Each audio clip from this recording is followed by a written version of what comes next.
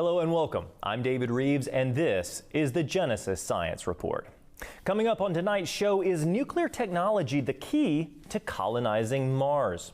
I'll be sitting down with nuclear engineer Dr. Mike Houts to discuss how new advancements in propulsion tech could make space travel both quicker and safer. I'll also respond to a viewer question around the misconceptions of so-called junk DNA. But first, did you ever play with magnets as a child, watching them snap together as the negative and positive charges found one another?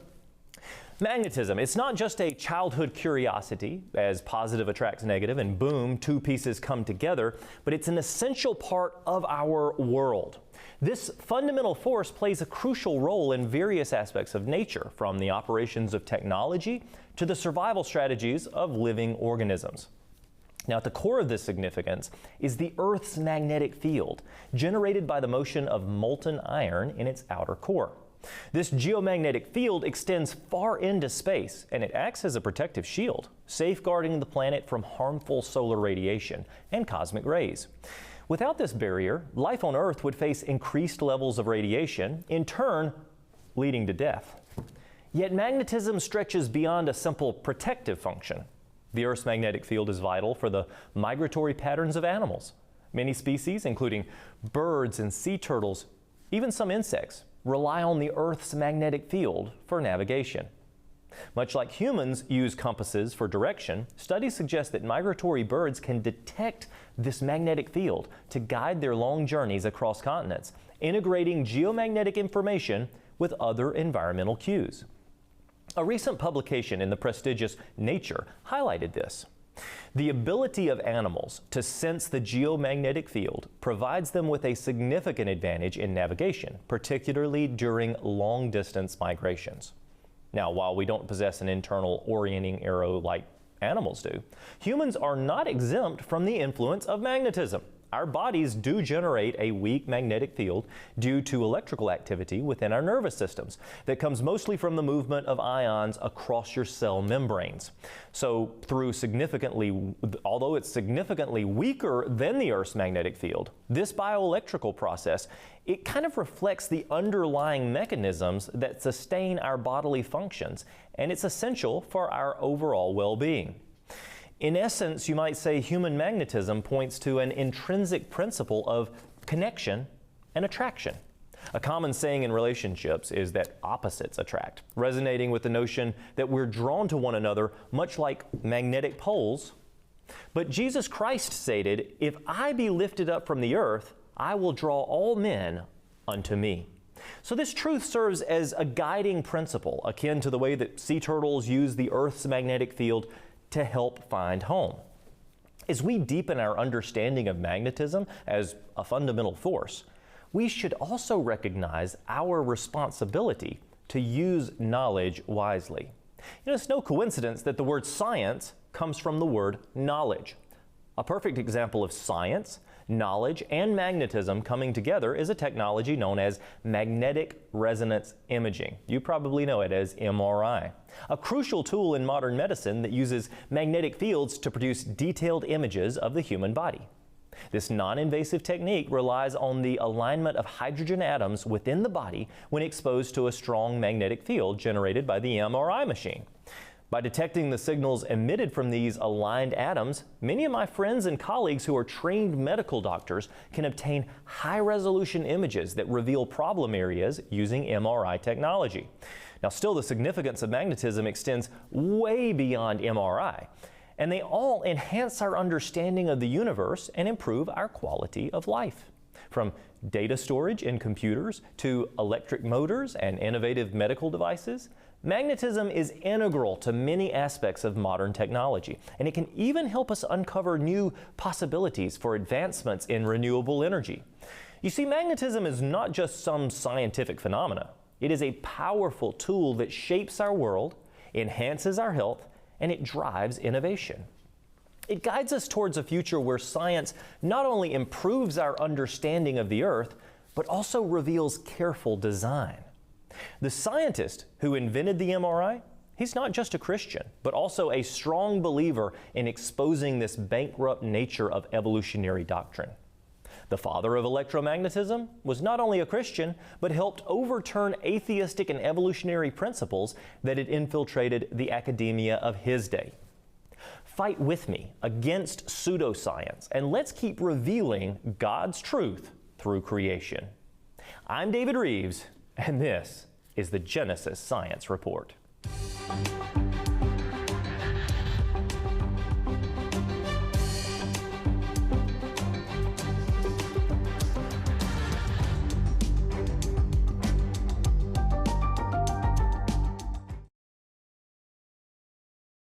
Just outside Nashville, the Wonder Center and Science Museum, with a top 10 planetarium, kids' hands-on activities, the teen favorite 1 million volt musical Tesla show. It's worlds of fun for the entire family. Experience the wonder. Explore the science. Inspire curiosity. Embark on adventure. The Wonder Center and Science Museum. Today we can just pick up our cell phone and call somebody across the world. Long before this, there were long-distance communications that have happened throughout history. And you could see dozens of ships coming in that don't belong there. Light up that fire so that that can be seen miles away. If you're going to be defending against attackers, again, it's got to be able to pass the warning in a short amount of time. On Wonders Without Number. We know that you want to have a deep faith in the Lord and to witness to those around you. To do that, you need tools and information to strengthen your faith using scientific discoveries that prove the Bible to be true. The problem is that atheists using evolutionary theories claim that they've refuted the Bible's accuracy. What's worse, the real facts are censored. If you don't have a PhD in science, you're often left feeling helpless when trying to defend your faith. But you need to be equipped to know the truth. For that reason, over the past 13 years, we've become the most trusted name in biblical scientific research, interfacing with nearly every top Christian organization in existence to distill and give you the true facts as they support your faith in Christ. Sign up for our weekly emails and free bi-monthly magazine. Consider becoming a partner with us as we reach the world with the truth of the Bible and the gospel message. I'm David Rives. Truly, the heavens declare the glory of God. Do you pray for your family to know Christ? Do you pray for your country? In the 900s, some very amazing things were happening in Russia. She was a very cruel, action-oriented woman. Her name was Olga. She took a visit to Constantinople. To make a long story short, she became a Christian, a real Christian. She came back completely different person. On Wonders Without Number.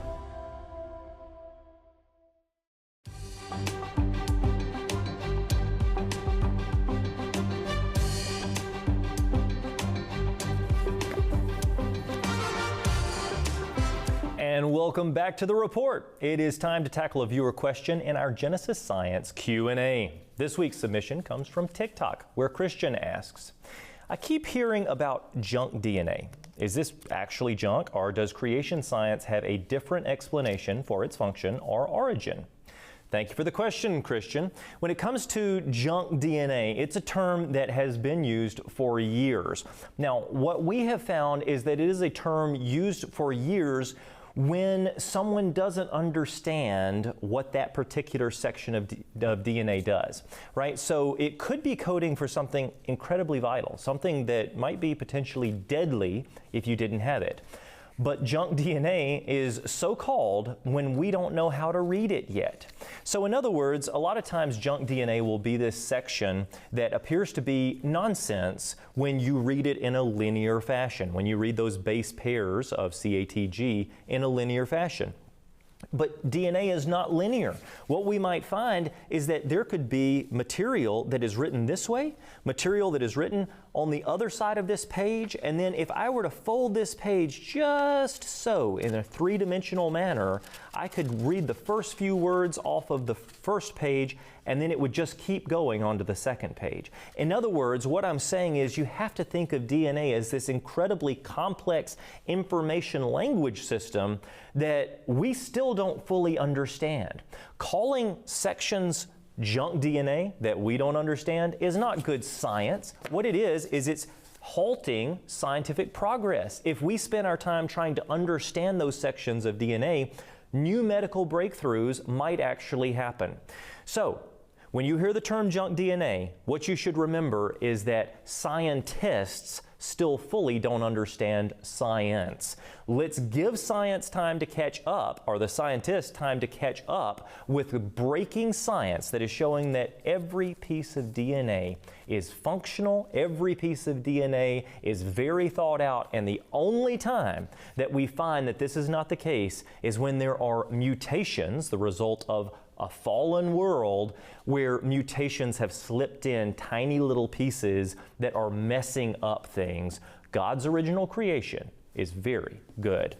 We love connecting with you, our viewers, so remember to keep these questions coming. You can share them with us on social media or via email at comments@genesissciencenetwork.com.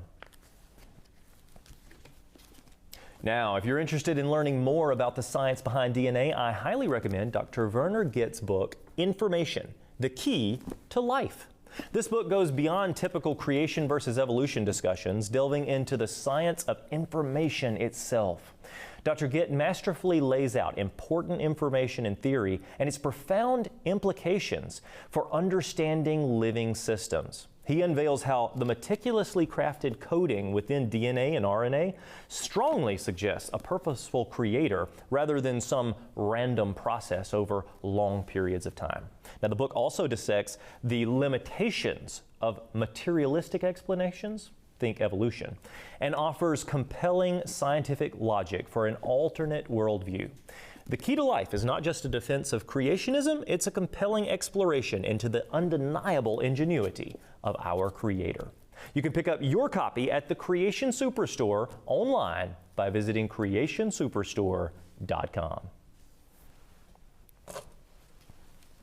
Now this week on the Kids Corner, get ready to explore the mysteries of space. And let's start with something that you've probably seen in the sky.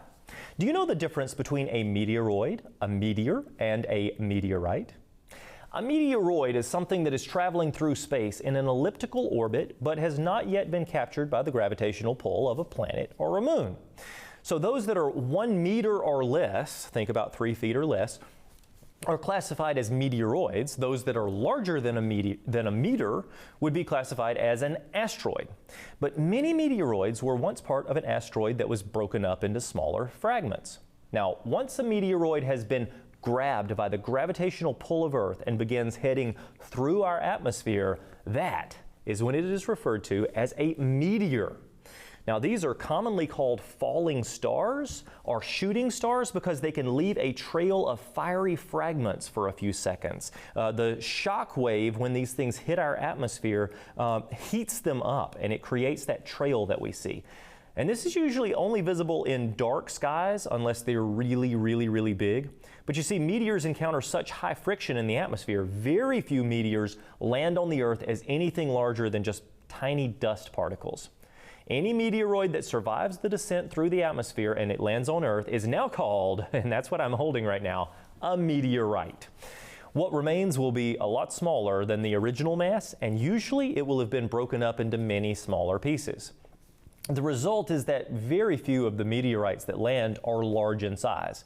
Thank goodness. You wouldn't want to be standing when a meteorite landed. But despite thousands of meteors entering Earth's atmosphere every year, only a small number will survive the trip all the way to the ground.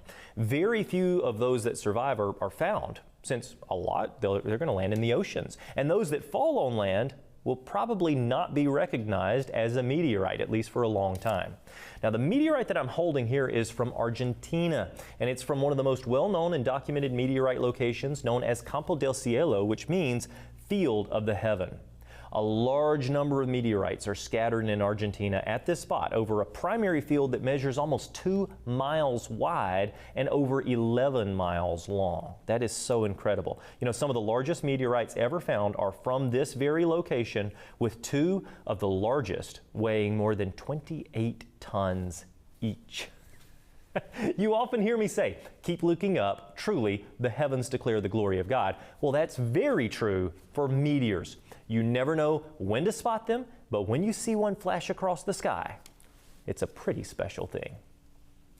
Stick around to hear from Dr. Carl Werner, who's shedding new light on the truth behind many of the so-called breakthroughs in the world of human evolution. That and more after the break.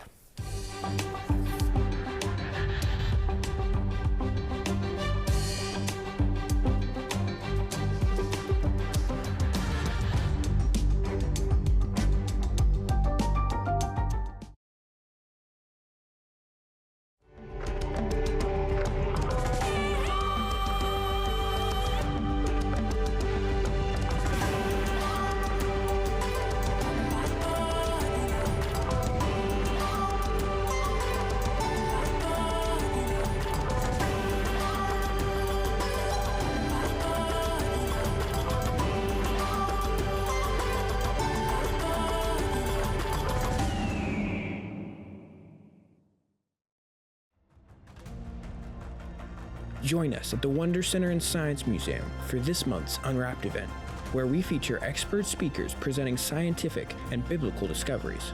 It pays to learn history, folks. We cannot create an aircraft even close to what these birds can do.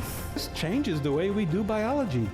Discounted tickets are available for an after-hours adventure, including museum admission with kids' hands-on activities, a planetarium movie, Tesla experience, and pre-show entertainment. Perfect for the whole family. What you believe about the history of the world is going to affect the way that you study the world today. You see a mathematical order here. You see the orthogonal lines. You see the repeating patterns. You don't understand what it takes to make a cell. That's serious engineering. Come be inspired as you learn. The evening presentation is free, but seating is extremely limited, so RSVP immediately at wondercenter.org. The work of his hands. Let's look at photography of the Earth from space with a NASA astronaut. We orbit the Earth 16 times a day. My cumulative time in space is 534 days, so I'll let you do the math. Wow. But what the message we hear, there's absolutely no conflict between science and scripture. Absolutely. On Wonders Without Number. Tune in to the Genesis Science Network Knowledge Block as you learn real, cutting-edge science, not evolutionary theories and agendas. Whether you're in junior or senior high, a homeschooler, or an adult looking for higher education, we bring you a fresh perspective each weekday. Our goal is to equip you with another block to build and strengthen your faith, giving you solid evidence. Join us each weekday at 11 a.m. Central.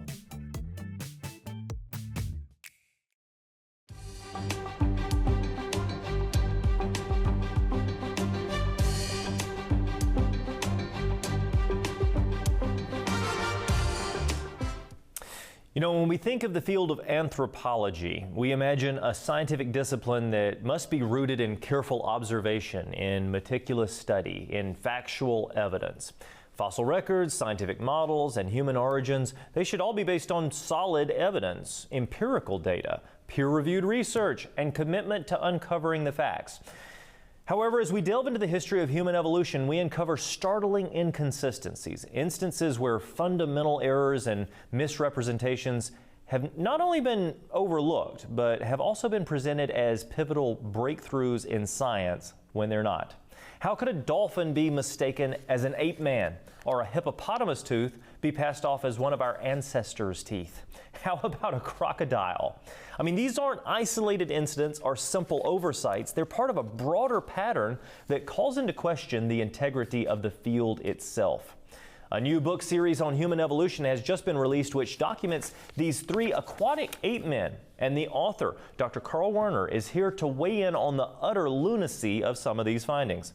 Now, Dr. Werner traveled to 16 countries on 6 continents investigating these issues and documented these three aquatic ape-man blunders, showing how the field of paleoanthropology has allowed itself to be misled or perhaps even intentionally misredirected to prop up the narrative of human evolution. Dr. Werner, number one, thank you for joining me. But number two, these are incredible stories. Tell me about this dolphin to ape-man blunder. Well, I did this, by the way, in this book here, Volume 3. There's a whole chapter on it. I just want to show you this briefly, just to give the image. This ape man was created with a monkey skull bone and a dolphin collarbone. You can see the collarbone here in red. He misinterpreted a dolphin rib as an ape man collarbone. And that was in 1979 in northern Libya. He had a big expedition that was funded by the National Science Foundation and National Geographic. And his ape man was published at the American Museum's magazine called Natural History. It was in Nature, et cetera, et cetera. And only when he crossed the line and offended another evolution scientist did his colleagues call him out on it. They didn't call him out on it until he offended Dr. Don Johanson, who found Lucy. He said, my ape man is better than your Lucy. And once he did that, then the evolution scientist stepped up and said, no, that's a dolphin's rib. Okay, but a dolphin's rib, I mean, like if I'm thinking about my rib, it cups around, my rib cage is basically, it's C-shaped. But if I think of a collarbone, that's almost like an S-shaped bone right up here. There's quite a difference between those two. So I guess my question would be, how could a scientist interpret this C-shaped dolphin's rib as an S-shaped ape-man collarbone? Well, that's a great question because, you know, when it was found by his colleague, Dr. Boaz's colleague, he recorded it as a mammal rib bone, which was round, you know, C-shaped, like you said. And Dr. Boaz had been at it for years, and he really wanted to find an ape man. And he kept looking at this C-shaped bone. He said, you know what? I think it's actually half of an S-shaped bone. I can't see the rest of the S. All I see is the C. And so the part that's missing would be the rest of the letter S. But really, it was a C-shaped collarbone because it really was a dolphin's rib. It was the Pacific white-sided dolphin. It was a seventh rib. And yeah, he made that blunder because he wanted to find it, an ape man. That's a pretty unbelievable mistake. Maybe wishful thinking led to it, but doesn't it get worse? You describe in your new books about how a hippopotamus's tooth was once passed off as one of our ape-like ancestors. Can you tell me more about this? Because a hippo tooth as a human tooth, there's got to be more to this story.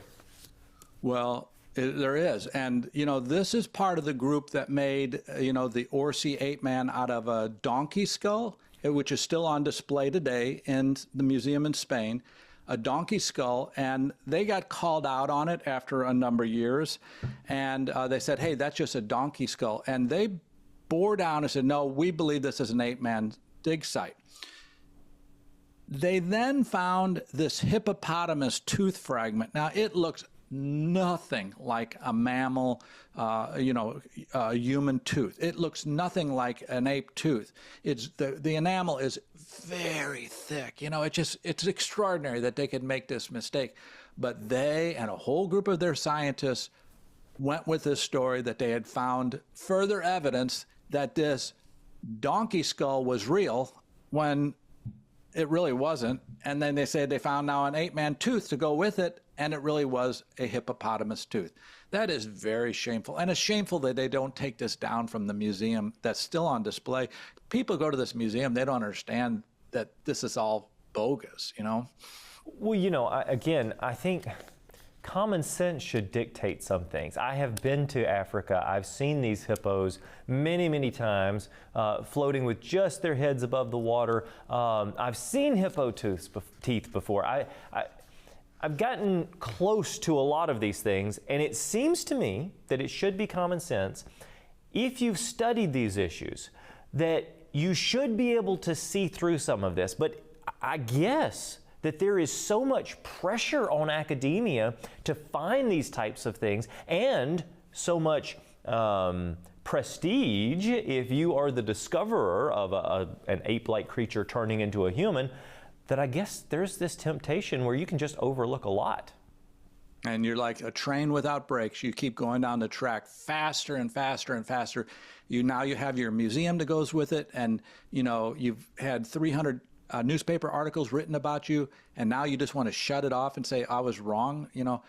It's hard, and so you then you do crazy things like picking up a hippo tooth and say, oh, this is an ape-man. Oh, and better yet, they picked up just ordinary rocks and they said, oh, these are 1,400 ape-man stone tools, and they're just ordinary rocks. Wow. They're also on display at that same museum. Well, in your video series, because you have 2 brand new books, you have a video series, you showed how a very famous anthropologist, Dr. Leakey, mistakenly identified a crocodile bone as an ape-man bone. Now, how is that possible? What bone was it? Did it look similar in any way? What's the story? It's always a partial fossil. Then they interpret it as the full ape-man. So they had this little piece of a crocodile femur. But see, it didn't have the ends. And so they said, you know what? I think this is an ape-man collarbone. It's amazing how many times they come up with bones and they like horse toe bones or crocodile bones and say, oh, it's ape-man collarbone. It's really funny, Yeah, that's incredible. An ape-man collarbone from a crocodile femur. Now, Volume 4, we had you recently out to the Wonder Center, and I was looking through your books. In Volume 4, you listed, I think it was 237 different species of supposed ape-men that were then overturned by evolution scientists. Now, besides those 3 mistakes that we've talked about so far, what about these other 234 that have been overturned over a few decades? Well, 3 of them turned out to be just plain old monkeys. There was a whole bunch of them that were recently buried humans, just a few hundred years old. Dr. Dart did that, Tobias did that, and Dr. Broom. A whole bunch of them were humans, that's Homo sapiens, buried during the Ice Age, found with Ice Age animals. But they were just pure Homo sapiens. Some of them were extinct apes, like the famous one was Dr. Pilbeam from Harvard University had found an orangutan-like creature and said it was the new ape-man. And then there's a whole group of ape-men that were from altered fossils, like Lucy was altered, Homo habilis was altered, Turkana was altered. In all, there's 9 categories of animals that divide these 237 overturned ape-men. And you have so many overturned ape-men, you have to divide them to keep organized. And we have a list of those in the appendix of Volume 4. Can you share just a little bit about Turkana for our viewing audience right now?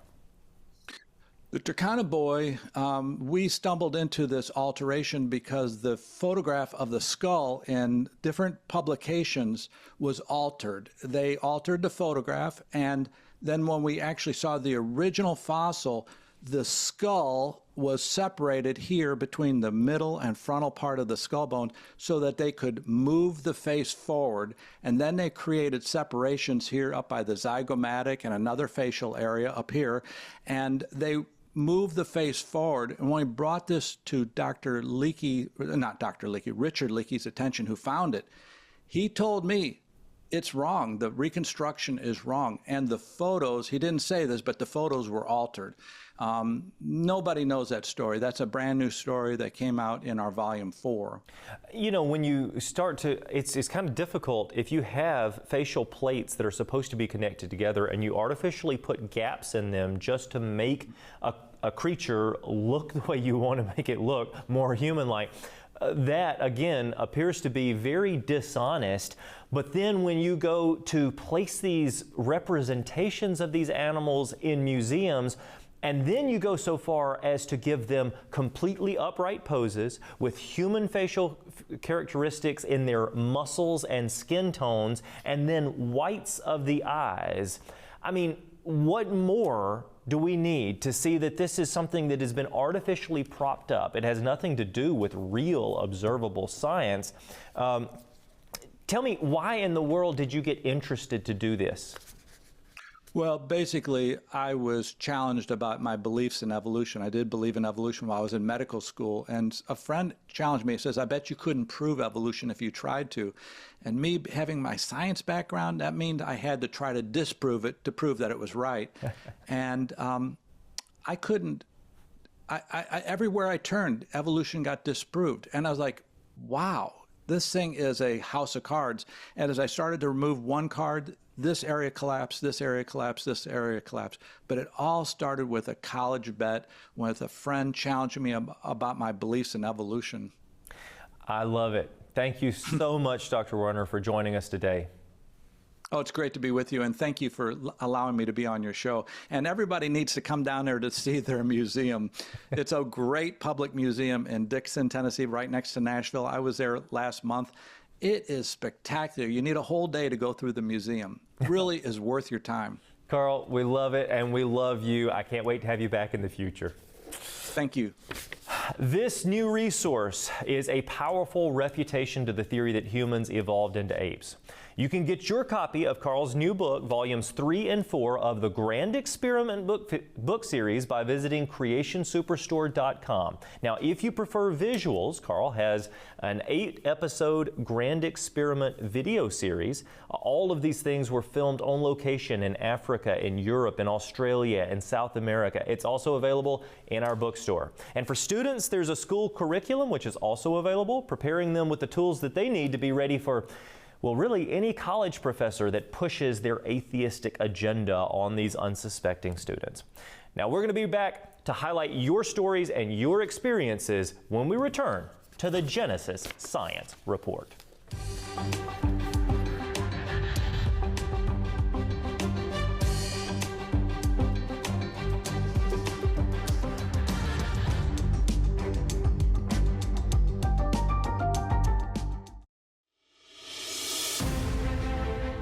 Friends of Genesis Science Network, we started this channel to make an impact in the lives of both Christians and inquiring skeptics around the world. It has done that in unbelievable ways. Now, one of our viewers wrote, I've been watching your channel for nearly a week now, and I would like you to know the blessing that it's been to me. I've never had the finances or the opportunity to attend a university, but I've been a believer for the last 37 years. Your channel has done more for my understanding of my faith than any book I've read save the Bible, and I feel like I'm finally able to attend the lecture classes I've always wanted to. Thank you so much for your ministry. I want to thank you for your generous support. GSN is no simple project and requires monthly commitments to keep it on the air. Please consider becoming a partner with us today. Just call 931-212-7990 or click Give on our website. We are making a difference. I'm David Rives, and you're watching the Genesis Science Network.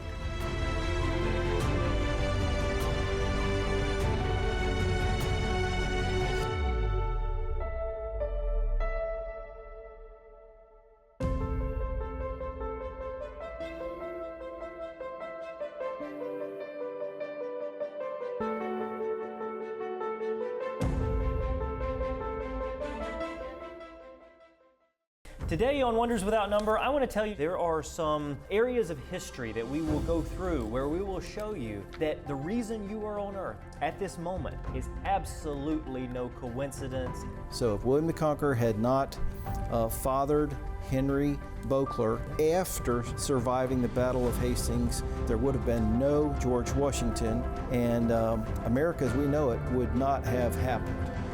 On Wonders Without Number.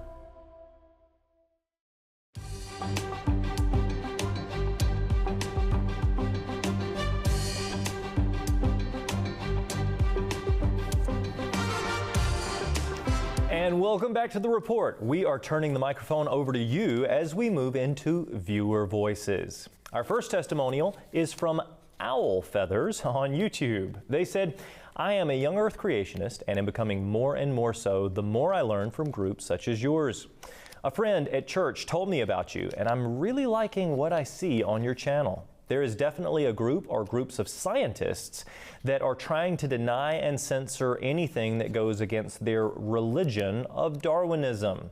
I like how you put that, Al Feathers. It is a good point, and the things that we produce on our YouTube channel, on Genesis Science Network, or wherever you're watching this, is directly showing how there are two religious views, two faith-based views, and it just so happens that our faith in Christ, is not a blind faith. The evidence is all around us. Now, our second submission comes from Lady Bird, who has this to say after visiting the Wonder Center. We had a great visit. The staff were very knowledgeable and friendly. The exhibits were very nice and well thought out. We had ages 2, 7, 10, 12, and 38. Everyone enjoyed it. Thank you, Lady Bird. I'm so glad to hear that. We are finding that regardless of the age, everyone is able to enjoy the Wonder Center, to learn from it, not just to be educated, but to be inspired, to be encouraged, and to walk out with a greater appreciation of science and a greater appreciation of our God's creation. Now, if you have any feedback that you'd like to share, keep it coming. We are hearing from so many of you who are viewing this, and we want to keep that information coming to you. So be sure to reach out on social media or email us comments@genesissciencenetwork.com. Now, stay tuned for a report on the latest ministry news, but before we get to that, let's explore the incredible connection between ancient wisdom and modern science in this week's Genesis Science Minute. Did the Bible reference atomic structure long before we had the technology to understand it? Let's take a look right now. If your eyes don't properly produce tears, you may need surgery to keep from going blind. That's how important they are. Tears keep your eyes properly moisturized so that the surface cells can survive. They fight bacteria so effectively that over 90% of bacteria are disabled in a mere 5 or 10 minutes. Evolution doesn't have a satisfactory explanation as to how the tear system could have formed. Our eyes are not the product of millions of years of small changes and mutations. Random chance could never produce something as complex as tear formation, let alone the eye to go with it and the brain to interpret. Eyes show the handiwork of the very one who declared, "The hearing ear and the seeing eye, the Lord has made them both." I'm David Rives. Truly, the heavens declare the glory of God. For more information, visit David Rives Ministries at davidrives.com. DavidRives.com. All right, it's time to jump into this week's ministry report. Here at the Wonder Center, we are constantly looking for opportunities to engage with our community. We recently had the privilege of participating in Mount Juliet Academy's STEM Night on January 23rd. Now, this was a unique chance to engage directly with students and their families, sharing our resources and sparking conversations at the intersection of faith and science. That same focus on curiosity and education is one of the reasons we've decided to implement a new kids program. We're launching Storytime at the Wonder Center, a special new event for kids in conjunction with our monthly Unwrapped program. That's right, on the same evening as our Unwrapped events, we'll now offer a fun and engaging Storytime hour featuring age-appropriate Bible and science stories that highlight the wonders of God's creation. It's a great way to introduce children to the beauty of creation while demonstrating how science aligns with our biblical worldview. Now, your prayers and generous support are the foundation of our mission. Every tax-deductible contribution helps further our calling to educate, to inspire, and to uplift others while all pointing them directly to Christ. Your generosity allows us to reach more people and empower them to confidently share their belief in the power of God's creation. We invite you to partner with us by considering a contribution today. You can visit our website or call 931-212-7990 to donate or learn more.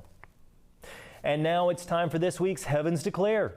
Join me as we unravel the mystery behind the unicorn mentioned in Scripture and consider the possible creatures behind this biblical description. Let's take a look right now.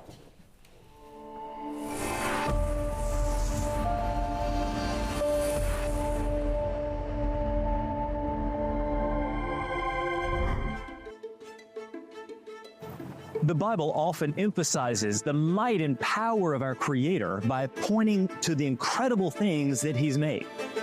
Now, in the book of Job, God is challenging this righteous man to trust in God's ways, even when he can't understand it, because God is so far above us. His power, his might, his understanding and wisdom are unparalleled. Now, to illustrate this point, God tells Job to look at some of the creatures that he's created and how he knows and he cares for them. Lions, ravens, wild goats, donkeys, unicorns.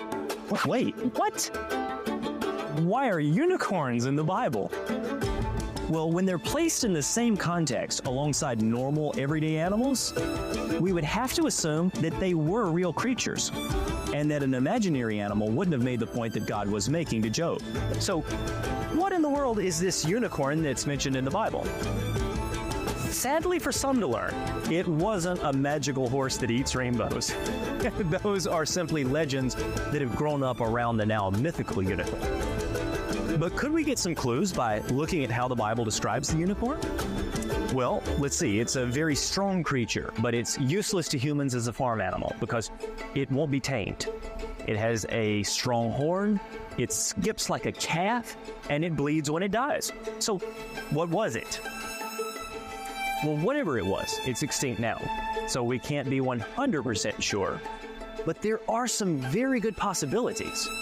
You see, reports from southern Africa in the 18th century tell of this fierce, single-horned, horse-like creature. It may have been the now extinct unicorn. Now, another good possibility is a one-horned creature related to something that we still have alive today, the rhinoceros.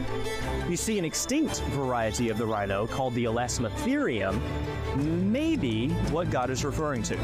You see, fossils suggest that it had this massive horn.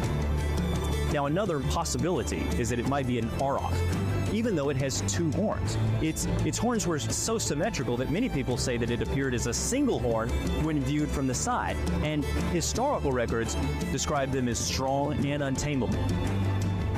You know, ultimately, it doesn't really matter what the unicorn was, as much as we'd like to know. What matters is that it was a real creature that showed the awesome power and majesty of our Creator. This should cause us to be awed by who He is and what He's done. I'm David Rives. Truly, the heavens declare the glory of God. Moments away, we will be stepping into the future of space exploration with nuclear engineer Dr. Mike Houts, looking at groundbreaking new propulsion technology that could change the way we journey to Mars and beyond. Don't go anywhere. We'll be right back.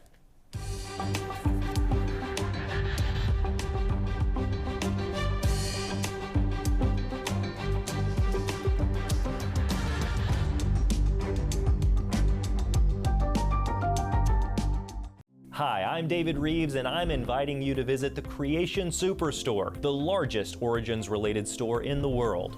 Not only will you find every book and video title on creation versus evolution, science, but also every resource that teaches us about our origin and how it all takes us back to Genesis, a grand designer, the God of the Bible, and ultimately, yes, the gospel message.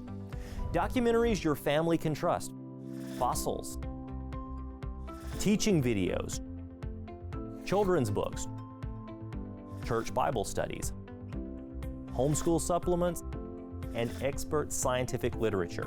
If you can't find a title, call us up and we'll add it.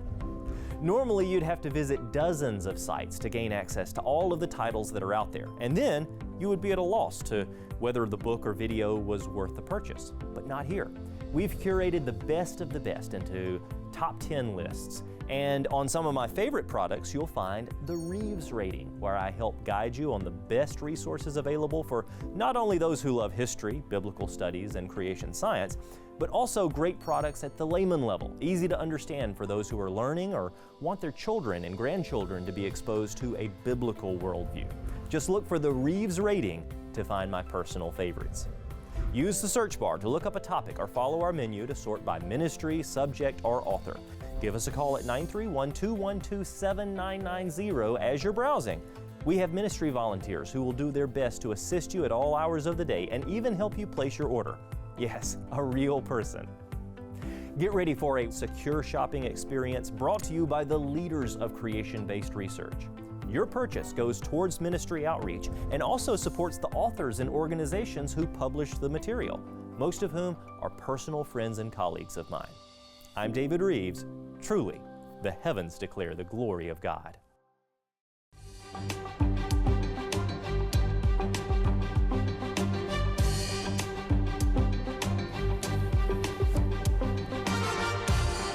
Welcome back to The Report. In this segment, we're embarking on an exciting journey into the future of space exploration. As we look to the stars and dream of reaching Mars, scientists are developing innovative technologies to make that dream a reality. Thanks to advancements in nuclear thermal propulsion, scientists are now considering nuclear energy as a potential solution to make the journey to Mars. Could this be the ticket to getting there faster and more efficiently? Well, new research highlights how nuclear thermal propulsion systems could significantly shorten mission times and improve the feasibility of human exploration of the red planet. Here to share his insights on this groundbreaking technology is Dr. Mike Houts, a leading expert in nuclear engineering with a PhD from MIT. Dr. Houts serves as the nuclear research manager at NASA's Marshall Space Flight Center and has over a decade of experience at Los Alamos National Laboratory.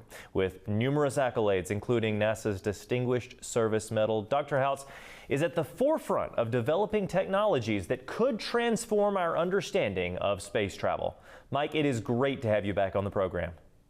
No, it's great to be here. Well, listen, could you begin by explaining how you got involved in the study of space exploration and how long ago and what kind of sparked your interest?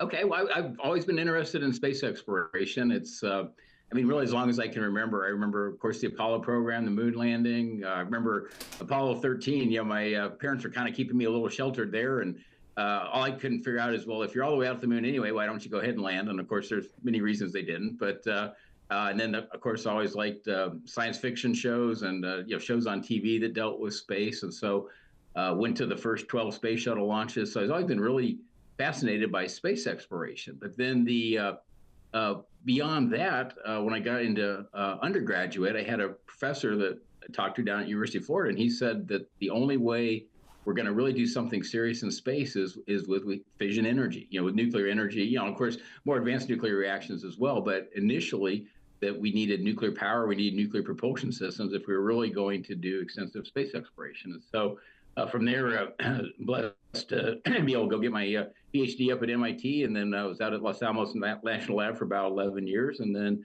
following that, again, blessed to have a really great job at NASA and a really good team that I'm working with now. So it's been, it's been, again, I feel like I've been blessed with a really fun career and a lot of potential as far as contributing to advanced space exploration. You certainly have. And this new article, this one was published by NBC News, says, can old rocket tech jumpstart a new era of space exploration? NASA thinks that nuclear thermal propulsion might get it to Mars and beyond.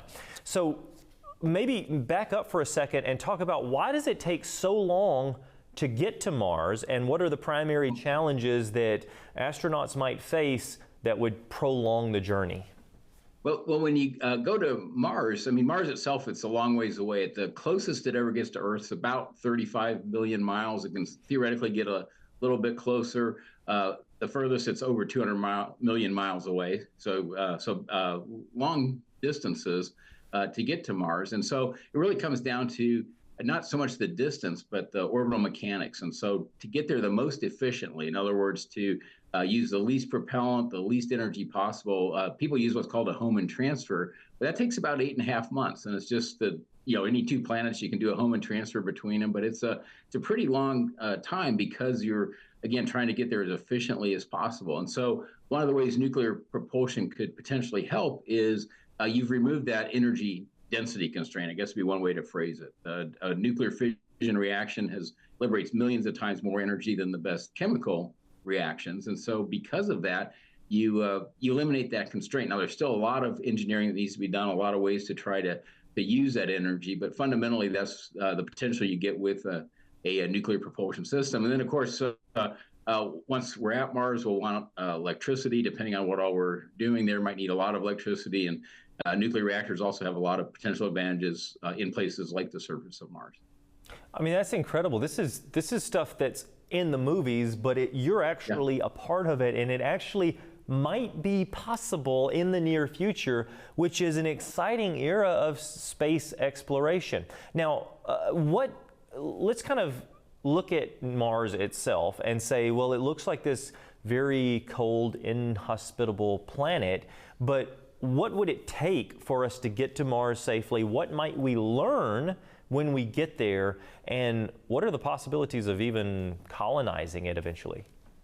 Well, a lot of the elements that we would need for some type of a colony, some type of a large outpost, lots of people, they're already on Mars. You have carbon and the CO2, you have water, a lot of water trapped in the ice caps elsewhere. We actually think there's water very close to the surface in many regions on Mars. It's about 38% gravity. So you do have gravity, which is important for human health.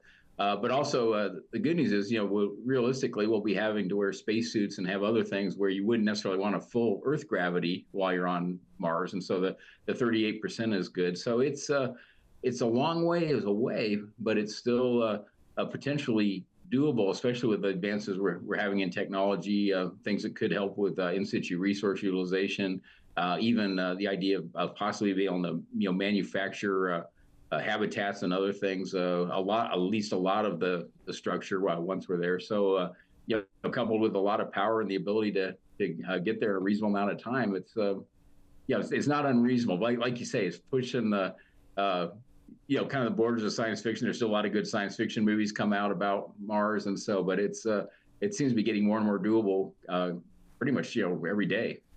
And your research, again, is a big part of this. I noticed a quote from you in this most recent article about this technology and about sort of utilizing it for this purpose.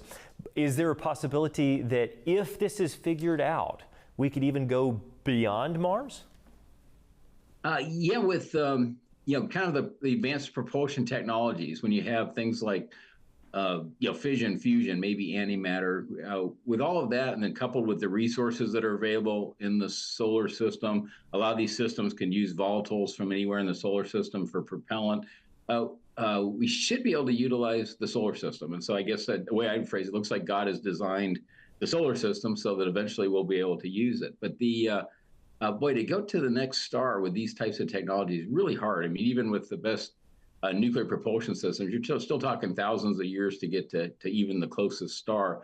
And even then, you'd have a lot of engineering challenges associated with that. So for that, I think we, again, if God designed the universe so that we'll eventually be able to travel around the universe, really utilize the universe, then there's some physics that we haven't discovered yet. It's going to take, I'd say, some undiscovered physics. Now, that's also exciting. I know you're very much into astronomy. You may have seen the article. It's just a couple of days ago came out that uses very detailed observations of the Coma cluster of galaxies. I think it's like 320 million light years away. Well, they're figuring out that the way that the header read was that the universe is expanding faster than known physics would allow it to. And so it's kind of it goes through the standard. So maybe there's something we don't understand. And these aren't necessarily Christians doing this research, but everybody's excited about that because they realize we actually really hope there's things that we're misunderstanding. We hope there's physics that we haven't discovered yet, because there's going to need to be if we're really going to be able to travel all over the universe. Absolutely. Now, you have strong Christian faith. You have a belief system that might vary from some others of your colleagues, but do you think that that belief system helps or hurts your research? I think it helps a lot because, we know, again, God's a very rational, very consistent. We can count on the laws of physics that he's designed. And so if you look at the universe, or you look at everything down to just even the structure of a uranium atom, and you look at that from a standpoint, okay, this was designed this way for a reason. That to me gives you a lot more insight than if we somehow try to pretend that everything just happened randomly. And so most people, I'd say, most scientists and engineers, they actually like very open discussion. They might disagree, like you said, but you usually have very cordial discussions. They're curious about the biblical worldview. They can definitely say some of the key points. Things we're finding out now, like just how complicated even the so-called simple life is. And so now when you say, hey, is it about time to give up on this idea that maybe life's evolving places, a lot of them will agree. I mean, they won't necessarily affect their day-to-day research. You hope that eventually they become at least seriously consider the Bible, seriously consider becoming a Christian. But it's to me, it helps personally, and it's also, there's not really a lot of antagonism. You get a truly objective, open-minded scientist and engineer, and by definition, those are the best ones. They love to talk about just about anything, especially if you get pizza or something involved. So it's it's really it's great for the career. Absolutely, and again, that good science should be open to understanding, to trying to explore different possibilities. And honestly, everything that we're finding within the scientific community, breaking cutting-edge research, is pointing us right back to our Christian faith. Again, this show is a predominantly Christian show. We're talking about biblical worldviews. So maybe in the final moment, what advice would you give to young viewers who might be considering a career in science or engineering? Maybe they want to become the next you and work with NASA to develop these things and to really make a difference for science. How can they navigate their faith alongside of their professional ambitions? Well, I think it's a great science and engineering. It's a great field if you're interested in it. It's really fun. I mean, it's a very fulfilling career, but it's also a great mission field because a lot of people you run into, again, I'll just say the best scientists and engineers, they keep an open mind. They look at all the possibilities, and so they're very easy to talk to, very open to talk to. I know some people have bad experiences. Some of it's just not even willing to discuss or entertain an idea, but in general, it's both a very fulfilling career, but also it is a great mission field. The reason I say that is a lot of times people, they grow up outside the church, they just they've never heard any of the alternatives, they don't think as much about stuff, and boy, if you get them into a 30-second conversation and they start thinking, they start they get curious. I mean, they start saying, hey, this actually makes a lot more sense. And like you say, I mein, true science is catching up with the Bible, and so absolutely, so that's fun also. I mean, the more we learn about science, the more it's I'll just say it's catching up with the Bible. The Bible's not changing, but the science is catching up, and so again, it's really exciting. Don't be again, just view it as a mission field, because like any other mission field, you'll have your good days and your bad days, but view it as a mission field, but also a really, really fun career if you're interested in it. The Bible has stood the test of time. Thank you so much, Dr. Houts, for sharing with us. Oh, my pleasure. Thanks for having me on the show. Absolutely. And that is it for today. I want to thank you for joining us on the Genesis Science Report. Until next week, keep looking up. I'm David Rives. Truly, the heavens declare the glory of God.